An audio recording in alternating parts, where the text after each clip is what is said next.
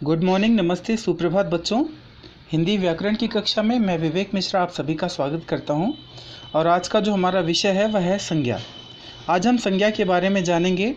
संज्ञा किसे कहते हैं, संज्ञा की परिभाषा क्या है और संज्ञा के भेद कितने हैं। ठीक है, आज इन सभी विषयों पर हम बारी बारी से चर्चा करेंगे।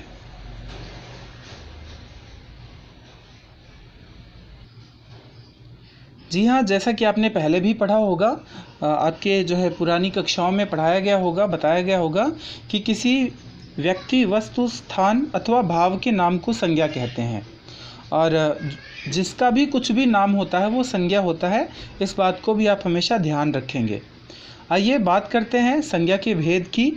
तो संज्ञा के 3 भेद होते हैं। कौन कौन से? व्यक्तिवाचक संज्ञा, जातिवाचक संज्ञा और तीसरा भाववाचक संज्ञा। और जातिवाचक संज्ञा के यहाँ पर 2 भेद बताए गए हैं, द्रव्यवाचक संज्ञा और समुदायवाचक संज्ञा। तो हम यहाँ पर ध्यान रखेंगे कि किसी भी व्यक्ति, वस्तु का नाम, स्थान अथवा भाव के नाम को संज्ञा कहते हैं। तो जहाँ भी व्यक्ति, वस्तु, स्थान, भाव अथवा अवस्था भी जैसे बचपन, बुढ़ापा, जवानी, ये अवस्थाएं हैं, इनके नाम को भी संज्ञा कहते हैं। ठीक है, और संज्ञा के भेद के बारे में मैंने आपको बताया ही है अभी।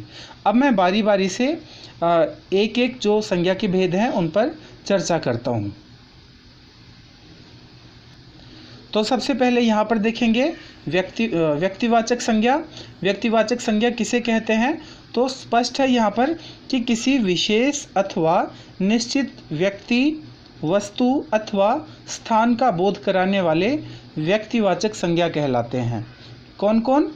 जो विशेष अथवा निश्चित व्यक्ति हों और विशेष अथवा निश्चित वस्तु हो अथवा निश्चित स्थान का नाम हो, वो व्यक्तिवाचक संज्ञा कहलाते हैं। जैसे अभिनव अच्छा गाता है तो अभिनव एक नाम है, इसलिए यह व्यक्तिवाचक संज्ञा है।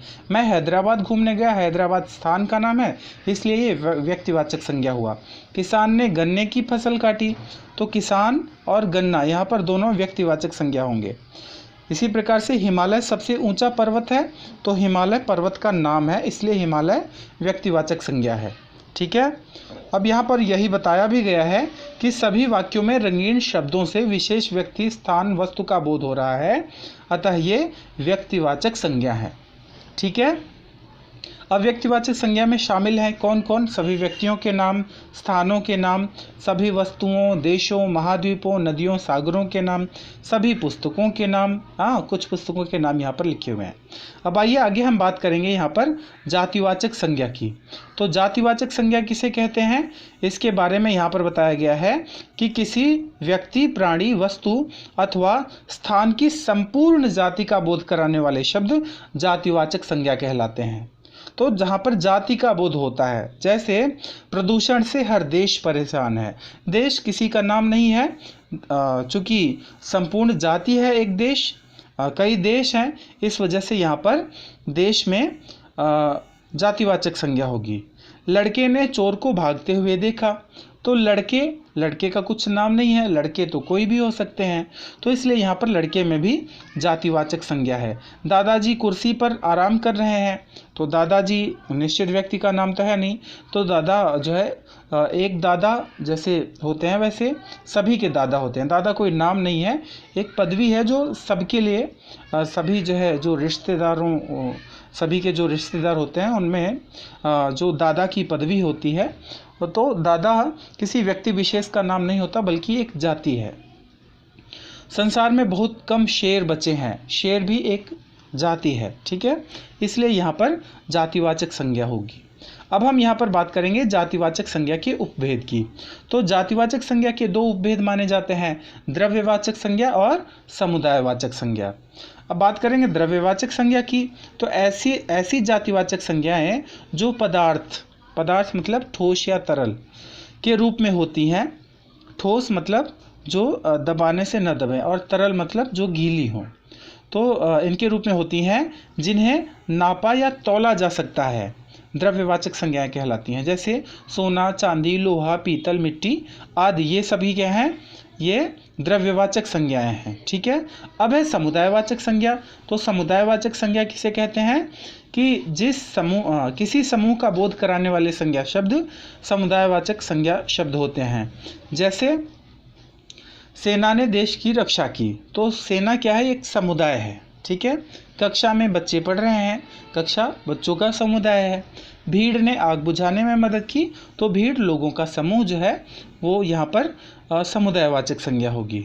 तो इस प्रकार से द्रव्यवाचक संज्ञा के अंतर्गत आने वाली वे वस्तुएं हैं जिनकी गिनती नहीं हो सकती, अतः ये प्रायः एक वचन में ही रहती हैं। इसी प्रकार समुदायवाचक संज्ञा शब्दों में सजातीय वस्तुओं के समूह एक वचन में ही रहते हैं। तो यहाँ पर ध्यान रखेंगे कि द्रव्यवाचक जो संज्ञा होती है वो नापी और तौली जा सकती है, लेकिन समुदायवाचक जो होती है वो अधिकतर एक वचन में ही मिलती है। ठीक है। तो अभी हमने पढ़ा व्यक्तिवाचक संज्ञा और जातिवाचक संज्ञा। ठीक है। अब हम आगे बढ़ेंगे। जी हाँ, अब हम यहाँ पर बात करेंगे भाववाचक संज्ञा की। तो बताना चाहूँगा कि किसी भाव, दशा अथवा अवस्था का बोध कराने वाले शब्दों को भाववाचक संज्ञा कहते हैं। जैसे गौरी को ऊंचाई से डर लगता है, तो यहाँ पर ऊंचाई और डर ये दोनों भाव हैं, है ना। इसी प्रकार आलस्य मनुष्य का सबसे बड़ा शत्रु है, आलस्य भी एक भाव है। आम की मिठास सबको अच्छी लगती है, मिठास भी एक भाव है। सर्दी से बचना है तो आग जलाओ, सर्दी भी क्या है, हम महसूस करते हैं। वह बीमारी के कारण कमज़ोर हो गया, तो बीमारी भी एक तरह से आपको अनुभवजन्य जो विषय होते हैं वो भाववाचक संज्ञाएं होती हैं। इस प्रकार यहाँ पर बताया गया है कि जो भी रंगीन शब्द ऊंचाई, डर, आलस्य, मिठास, सर्दी और बीमारी, ये भाववाचक संज्ञाएं हैं। अब कुछ बातें और यहाँ पर मैं आपको बताना चाहूँगा कि जातिवाचक संज्ञा का व्यक्तिवाचक संज्ञा के रूप में प्रयोग।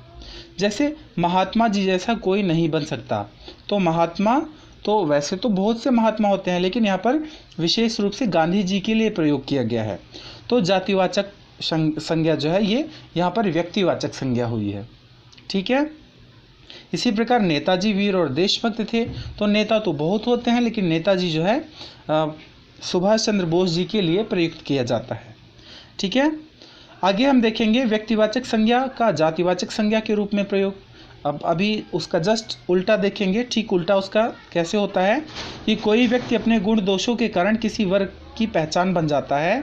ऐसे में उस व्यक्ति विशेष का उसके गुणों, क्षेत्रों के बताने के लिए जातिवाचक संज्ञा के रूप में प्रयोग करते हैं। तब वह संज्ञा शब्द व्यक्तिवाचक होते हुए भी जातिवाचक संज्ञा का रूप ले लेता है।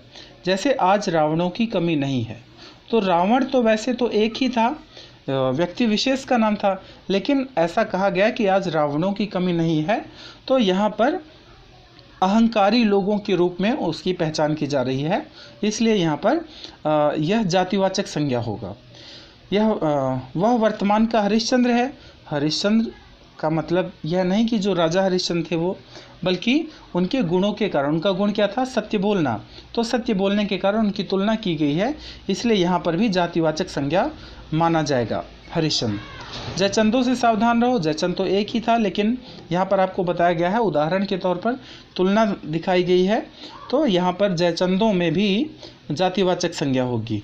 ठीक है। वह कौन सा कर्ण है, कर्ण मतलब वह कौन सा कर्ण है, ऐसे कहते नहीं है जो दानवीर हो, तो इसलिए जो है यहाँ पर कर्ण का भी जो स्वभाव था उसके तौर पर यह बताया गया है कि यहाँ पर कर्ण में भी जातिवाचक संज्ञा है। ठीक है।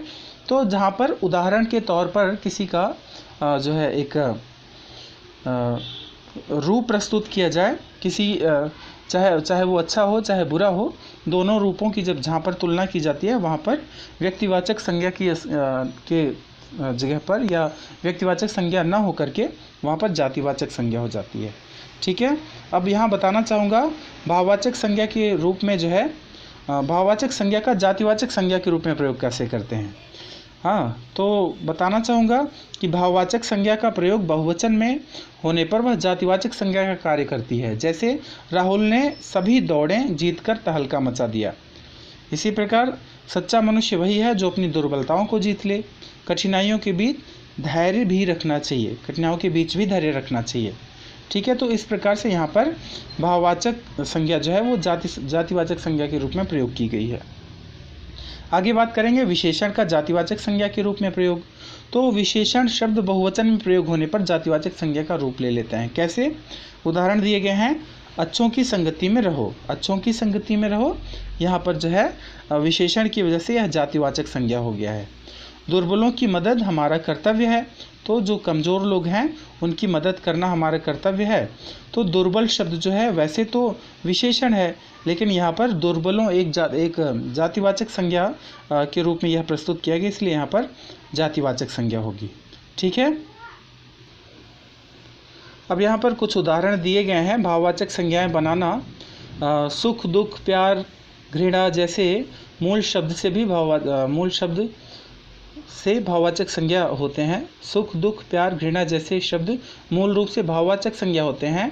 जातिवाचक संज्ञाओं, क्रियाओं और विशेषणों या सर्वनामों से भी भाववाचक संज्ञाएं बनाई जाती है। यहाँ पे कुछ उदाहरण दिए गए हैं, आप इन्हें अच्छी तरह से पढ़ेंगे कि जातिवाचक संज्ञाओं से भाववाचक संज्ञा की रचना कैसे की गई है। जातिवाचक और भाववाचक यहाँ पर लिखे हुए हैं, और मैं एक दो पढ़ देता हूँ, बाकी आप अच्छी तरह से देख लेंगे और पढ़ लेंगे इसे। मनुष्य जो है वो जातिवाचक संज्ञा है, लेकिन मनुष्यता भाववाचक संज्ञा है। इसी प्रकार मित्र, मित्रता, ईश्वर, ईश्वरत्व, ठग, ठगी। आगे है विशेषणों से भाववाचक संज्ञा की रचना। तो विशेषण यहाँ पर दिए गए हैं और उनसे जो भाववाचक संज्ञाएं बनी हैं उनके उदाहरण यहाँ पर दिए गए हैं, जैसे सच्चा, सच्चाई, बुरा, बुराई, उचित, औचित्य, आलसी, आलस्य, हरा, हरितिमा, इस प्रकार से। ठीक है, सर्वनाम शब्दों से यहाँ पर भाववाचक संज्ञाओं की रचना बताई गई है। मम का ममत्व, अहं का अहंकार, स्व का स्वत्व। तो इस प्रकार से अभी हमने जो है संज्ञा के बारे में जो है जानकारी प्राप्त की, और मैं आशा करता हूँ कि संज्ञा के बारे में जो कुछ भी अभी मैंने बताया स्पष्ट रूप से आपको समझ में आया होगा। ठीक है, तो आगे से आप ध्यान रखेंगे कि संज्ञा से संबंधित अगर जो भी प्रश्न आपके समक्ष होते हैं आप उनके उत्तर बहुत अच्छी तरह से दे सकेंगे। एक बार फिर से बताना चाहूँगा कि किसी व्यक्ति, वस्तु, स्थान अथवा भाव के नाम को संज्ञा कहते हैं, और संज्ञा के 3 भेद होते हैं, व्यक्तिवाचक संज्ञा, जातिवाचक संज्ञा और भाववाचक संज्ञा। और जातिवाचक संज्ञा की 2 भेद होते हैं, द्रव्यवाचक और समुदायवाचक। इसके बारे में मैंने आपको बहुत अच्छी तरह से इस वीडियो में व्याख्या करके बताया है, और आशा करता हूँ कि आप इसे अच्छी तरह से समझ गए होंगे। धन्यवाद, आपका दिन शुभ और मंगलमय हो।